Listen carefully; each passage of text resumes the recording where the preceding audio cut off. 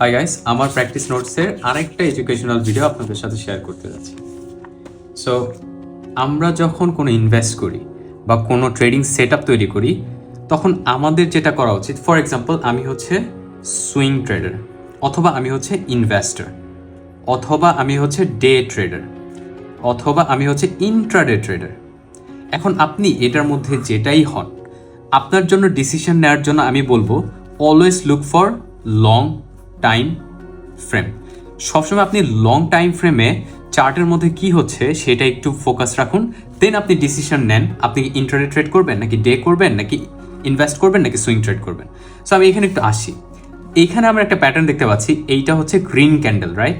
এই গ্রিন ক্যান্ডেলের এটা হচ্ছে ধরেন C1 বলতে আমি বুঝাচ্ছি ধরেন ডে 1। আমার ডে 1-এর ক্যান্ডেলটায় এখানে একটা উইক ছিল, এই উইক ছিল। দেন আমরা ডে 2 যখন খেয়াল করছি, আমাদের ডে 2-র বডিটা, এই বডিটা এটার উইকও কমপ্লিট করে দেন ওভারঅল মোটামুটি 50%ও কভার করে ফেলছে।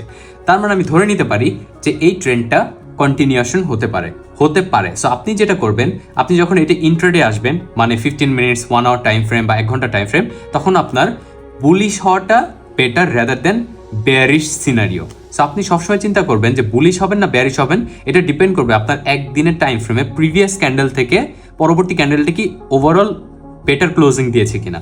তেমনই আমি যদি এখানে দেখি, এইখানে একটা রিভার্সাল ক্যান্ডেল হচ্ছে। কিভাবে?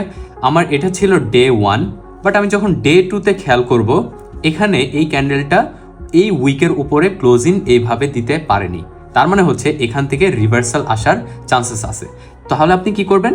চেষ্টা করবেন বাই করার থেকে সেল শটে আপনি একটু বেটার ট্রাই করলে আপনি বেটার রিস্ক অন রিওয়ার্ড পাবেন।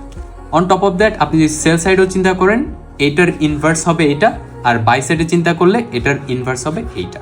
So that's it. আপনি যখন বড় টাইম ফ্রেম খেয়াল করবেন, তখন আপনার ছোট টাইম ফ্রেমটা এটার সাথে মিলিয়ে নিলেই চলবে।